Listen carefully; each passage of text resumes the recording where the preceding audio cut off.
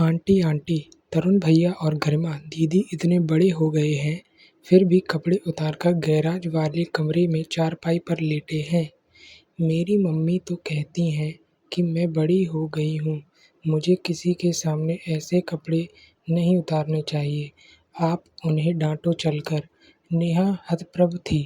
पड़ोस की बच्ची, जो अभी 5 साल की थी, की बात सुनकर उसका मन आशंकाओं में डूबने उतरने लगा। अप्रत्याशित बात सुनकर काँप गई वह। नेहा और काजल नंद भाभी थीं। नेहा की भाभी काजल की घनिष्ठ मित्र शीला का बेटा तरुण था। नेहा की बेटी गरिमा थी। हरिद्वार में काजल रहती थी और नेहा का घर रुड़की में था। काजल और गरिमा भले ही नंद भाभी थीं, लेकिन दोनों में दोस्ताना व्यवहार ही था। नेहा के घर तीज का फंक्शन था। उसकी भाभी काजल और उनकी मित्र शीला नाच गाने में निपुण थी, तो नेहा ने स्पेशली आने के लिए कहा था। तरुण और गरिमा एक ही क्लास में पढ़ते थे। गरिमा की मम्मी की दोस्त का बेटा तरुण अक्सर आता रहता था। तीज का त्योहार हो या कोई अन्य फंक्शन, तरुण की मम्मी को भी स्पेशल इनविटेशन जाता था, क्योंकि नाचने, गाने और ढोलक बजाने के कारण महिला मंडली की प्रिय थीं वे। उनका मधुर स्वर इतना कर्णप्रिय था कि कोई भी सुनता तो मंत्रमुग्ध हुए बिना न रहता। इत्तेफाक से तरुण और गरिमा एक ही स्कूल में साथ पढ़ते भी थे। तरुण जब भी आता तो दोनों में खूब गप्पें होतीं। पढ़ाई के साथ अन्य विषयों पर भी खूब चर्चा होती। आज भी मम्मी के साथ तरुण आया था, क्योंकि गरिमा की मम्मी नेहा ने अपनी भाभी काजल से कहा था, भाभी आपको आना है, साथ में शीला भाभी को भी लाना है। मेरी सारी सहेलियां आपकी और शीला भाभी की फ़ैन हैं। लेकिन नेहा, इस समय तो स्कूल में पेपर चल रहे हैं, मेरा आना मुश्किल है। अच्छा, मैं इतवार को रख लेती हूँ। अब तो ठीक है ना भाभी? पीछे से गरिमा चिल्लाकर बोली, आंटी, तरुण को भी साथ लाइएगा। इस बात पर नेहा ने हंसते हुए कहा तो पूजा ने यह सोचकर हाँ कर दी कि उस दिन जाकर वापस आ जाएगी। उसने अपनी प्रिय मित्र शीला को भी साथ ले लिया। शीला ने बेटे तरुण को भी साथ ले लिया था। लौटने में रात हो जाएगी तो तरुण साथ होगा तो अच्छा रहेगा। तरुण को भी नेहा के यहाँ अच्छा लगता था। हम उम्र गरिमा उसकी मित्र थी। दोनों बचपन से लड़ते झगड़ते किशोरवय की उम्र पर आ पहुँचे थे। 15 साल की गरिमा और तरुण 16 साल का था। दोनों बच्चों को इस तीज के फंक्शन में कोई भी इंटरेस्ट नहीं था। चलो ना तरुण, बाहर वाले कमरे में चलते हैं, यहाँ तो इन लोगों के गाने बजाने में हम बात ही नहीं कर पाएंगे। गरिमा ने तरुण का हाथ पकड़ा और लॉबी से बाहर कमरे में चल दिए। तरुण को भी इस तीज पार्टी में कुछ खास नहीं लग रहा था। वह तो केवल यह सोचकर मम्मी के साथ आ गया था कि कुछ समय गरिमा के साथ गप्पे लड़ाएगा। वैसे भी इस टीन एज में किसी भी लड़का लड़की के बीच एक दूसरे के प्रति आकर्षण कुछ अधिक ही होता है। और बता तरुण, तेरी क्लास में क्या चल रहा है? सुना है राघव अपनी मम्मी पापा के साथ मुंबई शिफ्ट हो रहा है, क्योंकि तीज पार्टी में बहुत सारी महिलाएं भी थीं। ढोलक के साथ नाचने व आपस में हंसी मजाक से बहुत शोर हो रहा था। सो तरुण ने गरिमा से कहा, अरे गरिमा, तेरे घर में कोई ऐसी जगह नहीं है जहाँ आंटियों की तेज आवाज़ें ना सुनाई दें, क्योंकि मुझे तेरी बात भी समझ नहीं आ रही है। हाँ हाँ, चल, एक बाहर गैराज वाला कमरा है जिसका रास्ता भी बाहर की तरफ से है, वहीं चलते हैं। गैराज वाले कमरे में पहुंचकर तरुण बोला, यार गरिमा, यहाँ तो सिर्फ यह चारपाई है, पुराने ज़माने की, बैठेंगे कैसे? गरिमा ने तरुण का हाथ खींचा और उसी चारपाई पर धकेल दिया, पर खुद को संभाल नहीं पाई और तरुण के ऊपर जा गिरी। अचानक से तरुण को गरिमा का अपने ऊपर आने से, उसके स्पर्श से उसे नवीन अनुभूति हुई। गरिमा उठने लगी तो तरुण ने उसे कसकर पकड़ लिया। अचानक से हुए इस स्पर्श ने किशोर होते दोनों बच्चों के मन झिंझड़ दिए। कच्चे मन के एहसास तन-मन में अजीब सी हलचल मचाने लगे। दोनों को ही सही गलत कुछ समझ नहीं आ रहा था। वे दोनों भावावेश में बहे जा रहे थे कि तभी वहाँ पास के घर में रहने वाली डॉली आ गई। तरुण और गरिमा कुछ समझ पाते कि तभी गरिमा की मम्मी और बुआ वहाँ आ गईं।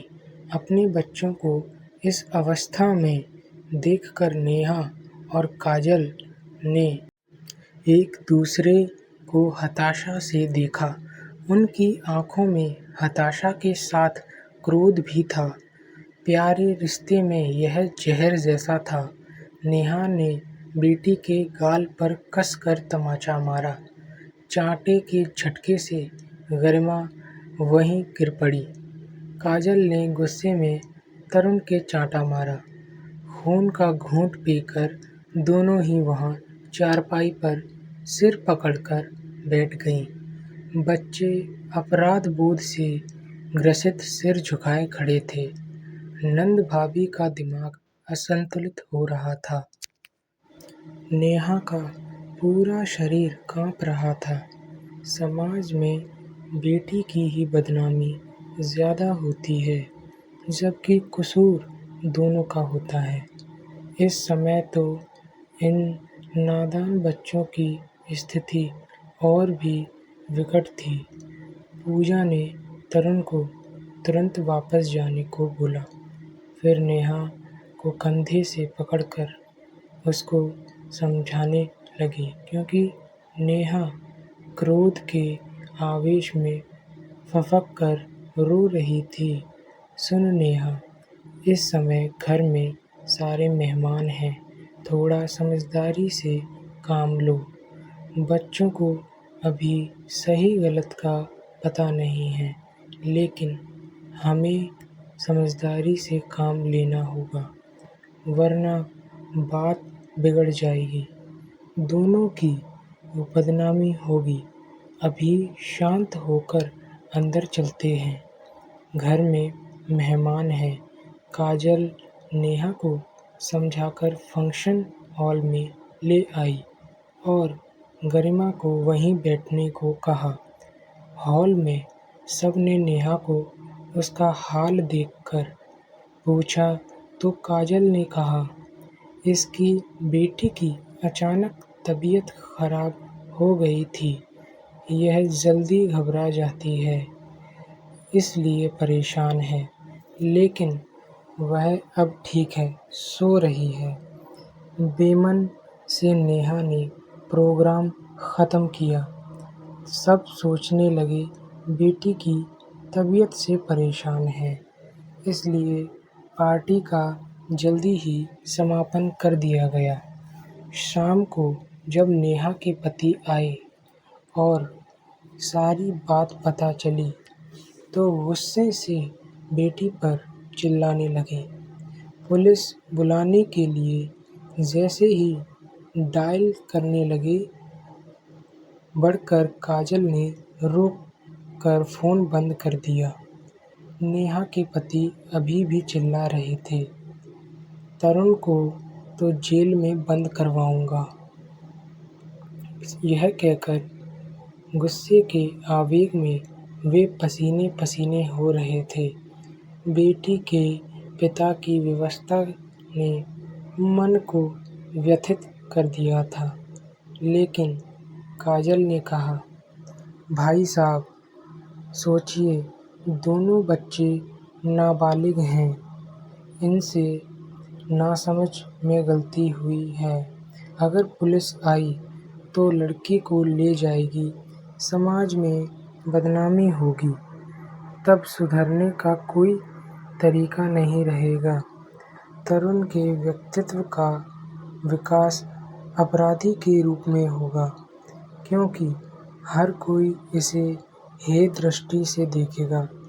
बेटी भी हर बार गलत सवालों का सामना करेगी।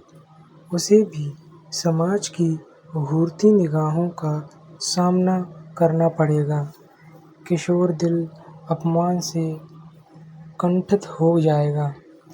थोड़ी देर चुप रहकर काजल ने आगे कहा, भाई साहब, बच्चों से गलती हुई है, इन्हें समझाकर गलती सुधारने का मौका देना चाहिए। काजल उन्हें समझाकर वापस लौटते वक्त सोच रही थी, विवेक से काम लें भाई साहब, तो बच्चों का जीवन सही दिशा में बढ़ जाएगा। काजल समझ रही थी, किशोरावस्था में कभी-कभी कुछ गलतियां हो जाती हैं।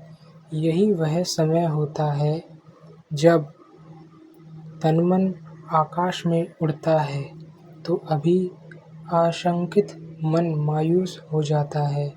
कभी बीता बचपन पुकारता है, तो कभी यौवन की बहती शीतल हवाएं बहका देती हैं। मन के साथ-साथ बढ़ते शरीर की उलझनें भी असमंजस में डाल देती हैं।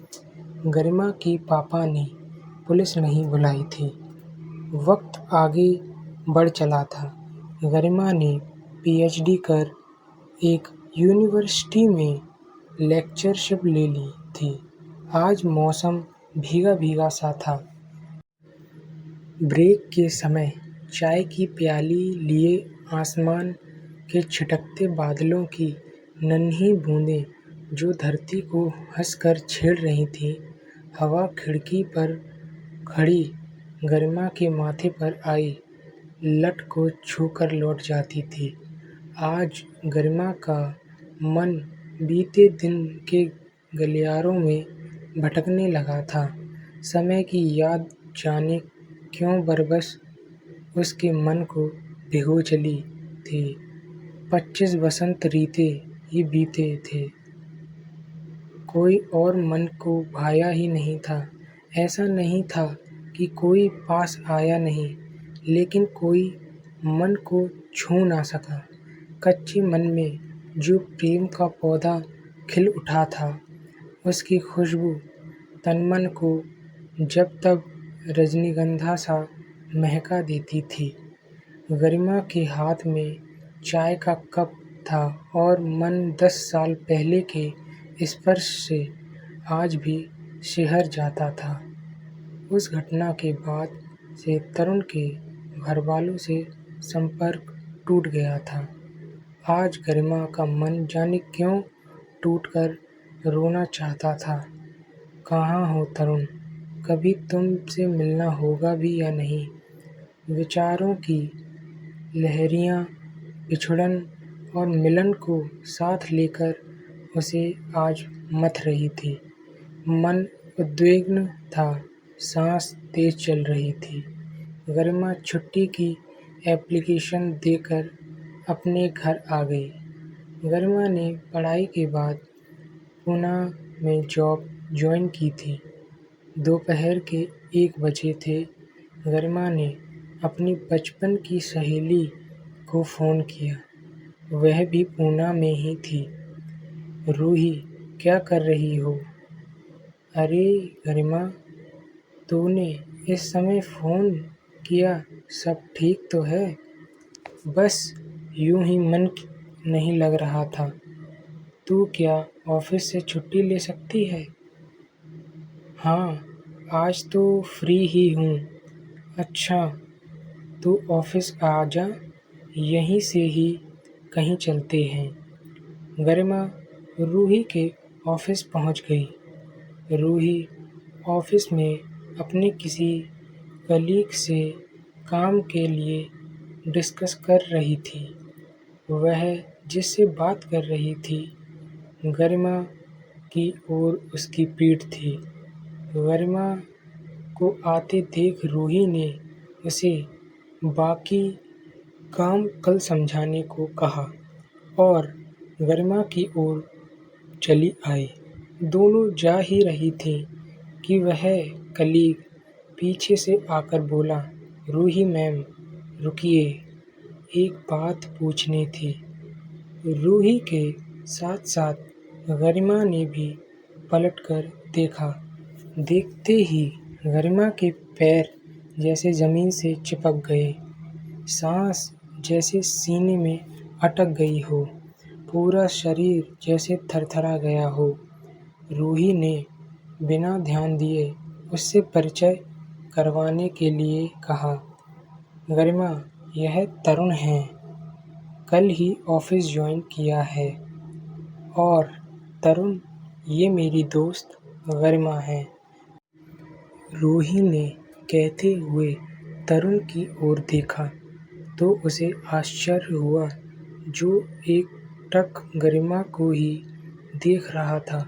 अब रूही ने गरिमा को देखा, वह भी तरुण को अपलक देख रही थी। अरे, तुम दोनों एक दूसरे को जानते हो क्या? उसके इस सवाल पर गरिमा ने अपनी नज़रें झुका लीं और तरुण के भी शब्द खामोश थे। सांसें बोल रही थीं, एहसास आँखों में खिल रहे थे। गरिमा, कहीं यह वह लड़का तो नहीं जिसके बारे में तुमने मुझे बताया था? गरिमा ने आँख उठाकर पलक झपकाकर हाँ का संकेत दिया। लरजते होंठ काँप कर रह गए। चेहरा अचानक मिली इस खुशी से संवर उठा था। लालिमा ने चेहरे को नई रंगत में रंग दिया था। तरुण भी खामोश खड़ा अपनी सांसों को संयत करने की कोशिश कर रहा था। ऐसा लग रहा था तरुण भी गरिमा के उस पहले स्पर्श को अभी भी महसूस कर रहा है। अरे, फिर देरी किस बात की है? तुम दोनों जाओ, अब मेरा क्या काम? और रूही मुस्कुराती अपने केबिन में चली गई। तरुण ने गरिमा से कहा, चलें क्या? कुछ सकुचाई सी गरिमा उसके साथ चल दी। लिफ्ट से नीचे आकर तरुण ने कहा, तुम यहीं रुको, मैं कार लेकर आता हूँ। कार लाकर तरुण ने उसके सामने कार रोकी और दरवाज़ा खोलकर बैठने को कहा। गरिमा बिना कुछ कहे कार में बैठ गई। कहाँ चलोगी? गरिमा ने अपनी बड़ी-बड़ी आँखें उठाकर तरुण की ओर देखा, फिर धीरे से कहा, कहीं भी, जहाँ तुम ले चलो। तरुण ने गाड़ी चलाते हुए पूछा, मेरी याद आई कभी? गरिमा की आँखों में आंसू शायद बहुत कुछ कह रहे थे। 10 साल का लंबा सफ़र जैसे गरिमा ने हर पल इंतज़ार किया है।